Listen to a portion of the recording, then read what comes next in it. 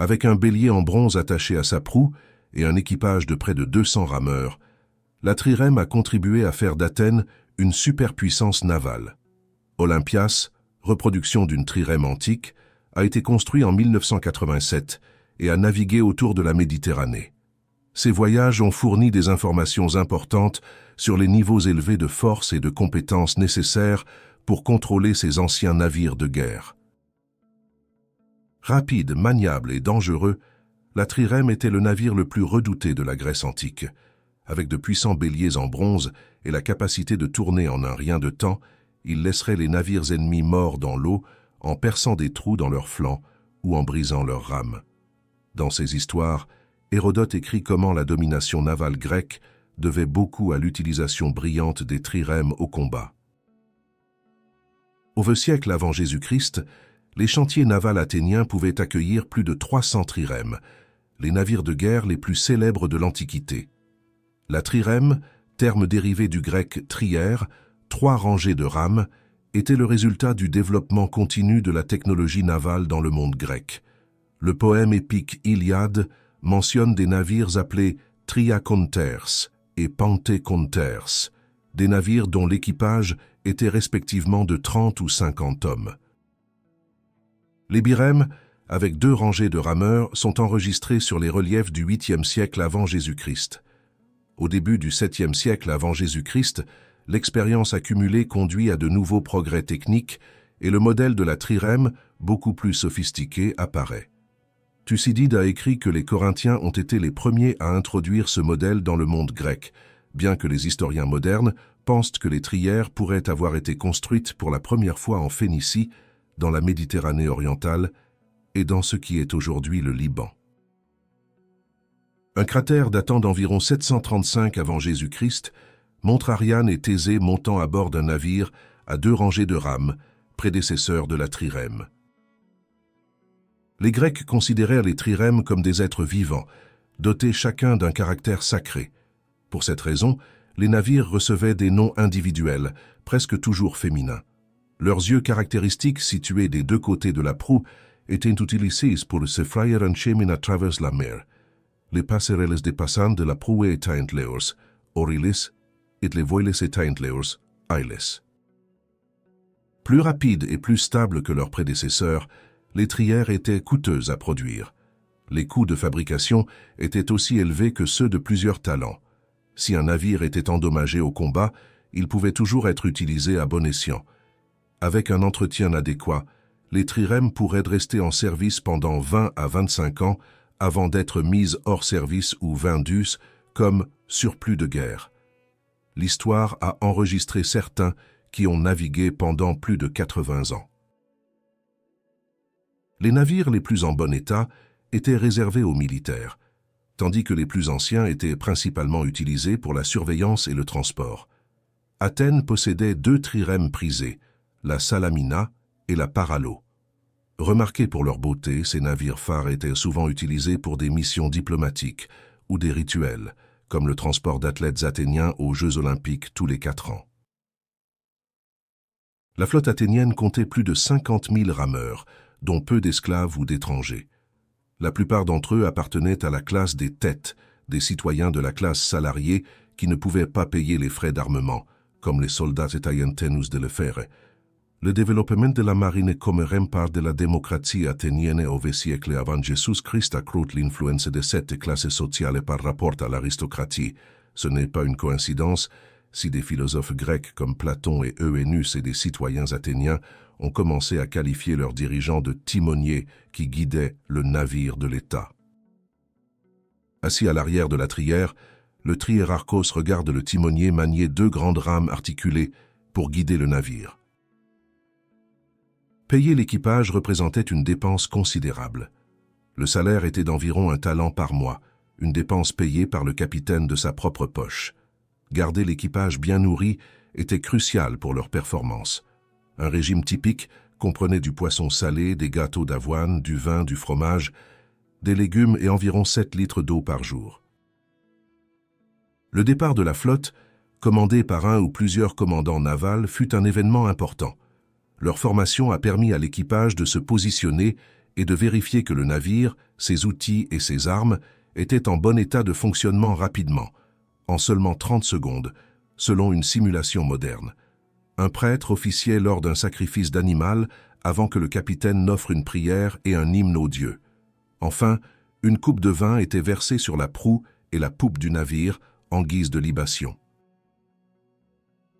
Les 3 niveaux étaient alignés des 2 côtés, les différents niveaux étant côte à côte pour améliorer la stabilité. Les talamites reposaient sur la base de la coque et supportaient les pires conditions. Les zigites étaient au niveau intermédiaire, et au sommet, les tranites durent faire le plus grand effort en raison de leur position plus élevée. À la voile, les rameurs suivaient les ordres des queleustés, donnés en criant ou en frappant un morceau de bois avec une masse. Lorsque le rugissement des vagues ou la bataille empêchait le maître d'aviron de se faire entendre, un holos, un instrument à vent semblable à une double flûte, marquait le rythme de l'aviron. Les rameurs se sont joints au chant traditionnel pour garder le rythme. Les trirèmes n'avaient pas beaucoup d'espace à bord pour le stockage ou pour dormir, de sorte que les bateaux avaient tendance à naviguer uniquement pendant la journée. La nuit, la trirème était sortie de l'eau, à la fois pour protéger sa coque des vers de navire et pour permettre à l'équipage de manger et de se reposer. À terre, la coque pourrait également être vérifiée pour détecter les réparations nécessaires. L'arme la plus redoutée de la trirème était un bélier en bronze fixé à la proue du navire. Dans les anciennes batailles navales féroces, on tentait de percuter le flanc d'un navire ennemi et de percer la coque ou d'endommager les rames pour l'immobiliser. Les chercheurs estiment que la vitesse maximale d'éperonnage est d'environ 9 nœuds. La trirème était le navire de guerre de choix dans la Grèce classique. Il a ensuite été utilisé et sa conception a été développée et améliorée par d'autres puissances régionales de la Méditerranée telles que les Carthaginois et les Romains. Sa longueur varie entre 35 et 39 mètres, avec une largeur jusqu'à 6 mètres, un poids de 19 tonnes et une vitesse maximale de 9 nœuds.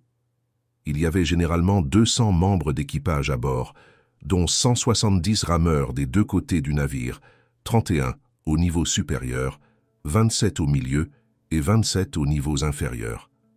Quant à la conception du navire, à l'avant, un redoutable bélier pouvait peser près de 453 kg. Recouvert de bronze, il servait non seulement à percer, mais aussi à réduire la force des vagues sur l'étrave.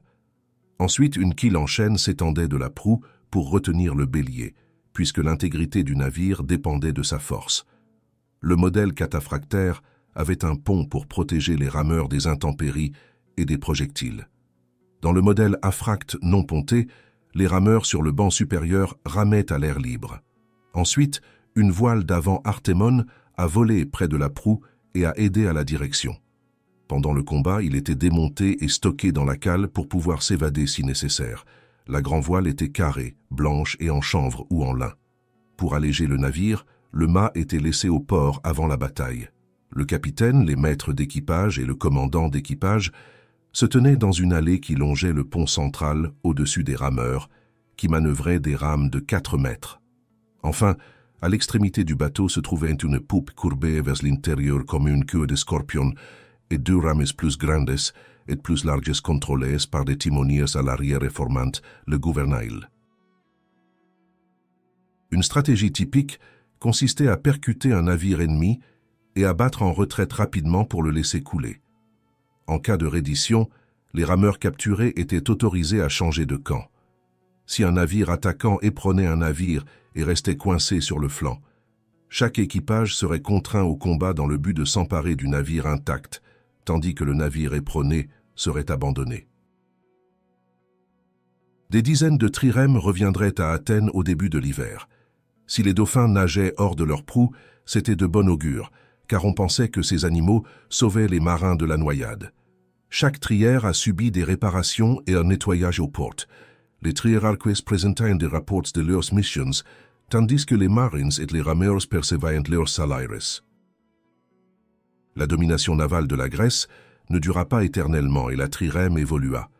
Les modifications apportées à la trirème en tant que conception ont été menées par diverses puissances méditerranéennes et mises à l'épreuve à l'époque où les successeurs d'Alexandre le Grand se battaient pour la domination à la fin du IVe et au début du IIIe siècle avant Jésus-Christ. Au moment de la première guerre punique, au milieu du IIIe siècle avant Jésus-Christ, Romains et Carthaginois combattaient sur mer en utilisant des quadrirèmes et des quinquérèmes. Lorsque les Romains conquirent la Macédoine en 168 avant Jésus-Christ, ils furent surpris de découvrir une ancienne trirème abandonnée dans un chantier naval pendant 70 ans. Ils le considéraient comme une relique, mais si joliment réalisée qu'ils la réutilisaient. La dernière bataille enregistrée dans l'histoire s'appuyant sur les descendants de la trirème fut la bataille de Lépante, au large de l'ouest de la Grèce, le 7 octobre 1571, plus de 2000 ans après le premier départ des trirèmes. La coalition de la Sainte Ligue, composée d'Espagne et de nombreuses cités-États italiennes, a écrasé la flotte ottomane, tuant près de la moitié de ses 67 000 hommes. Une trirème dans un relief en marbre de l'époque romaine de Pozzuoli, Naples. Une stèle funéraire représente un jeune homme nommé Démocléide, mort au cours d'une bataille navale, assis sur la proue de son navire. La bataille de Lépante fut l'un des derniers conflits navals en Occident à s'appuyer fortement sur des galères conduites par l'homme. Les conflits navals ultérieurs seraient dominés par les embarcations à voile. Le vaste déploiement d'embarcations qui marquait les batailles navales de l'Antiquité devenait également une chose du passé. Près de 70 galères participerent à la bataille de Cnomus entre Rome et Carthage en 256 avant Jésus-Christ. Au total, environ 5 navires prirent part à la bataille de Trafalgar de 1805. Aujourd'hui, les archéologues souhaitent retrouver des vestiges matériels des trirèmes du VIe siècle avant Jésus-Christ dans tout le monde méditerranéen. Parce que les navires étaient faits de bois tendre et sensibles au verre et à la pourriture, les épaves bien conservées sont difficiles, voire impossibles, à trouver dans les eaux chaudes de la mer. Les béliers en bronze, cependant, survivraient des siècles au fond de la mer, et les archéologues continuent de fouiller les eaux à leur recherche. L'une des premières et des plus importantes découvertes a été le bélier dit d'Athlite, découvert en 1980 près du village d'Athlite, en Israël. Donnant un bon aperçu de la façon dont ces armes ont été forgées, le lourd bélier en bronze pèse plus de 1 livres. Il a été trouvé avec des poutres encore attachées provenant de ce que l'on pense maintenant être une trirème ou un quadrirème datant du IIe siècle avant Jésus-Christ. L'un des sites archéologiques les plus précieux est le port militaire du Pirée. Situé à environ 8 km d'Athènes, le Pirée abritait la puissante flotte athénienne au sommet de sa puissance au VIe siècle avant Jésus-Christ. Les archéologues ont été ravis de découvrir les vestiges de plusieurs anciens hangars à bateaux, ce qui les a aidés à mieux comprendre non seulement comment les trirèmes étaient construites, mais également comment elles étaient entretenues. La chasse se poursuit pour retrouver ces anciens bateaux qui ont régné sur la Méditerranée et ce qu'ils peuvent révéler sur la culture de la construction navale de l'Athènes antique. L'île de Salamine et le promontoire de Cynosura forment le décor sur lequel des centaines de navires bondés se battent lors de la célèbre bataille de Salamine lors de la deuxième invasion perse de la Grèce. Une trirème grecque termine la manœuvre pour percuter un navire perse sur le côté droit ou tribord, détruisant de nombreuses rames lors de la collision. Les Perses utilisent leurs flèches et leurs javelots dans une ultime tentative pour sauver leur navire en détresse.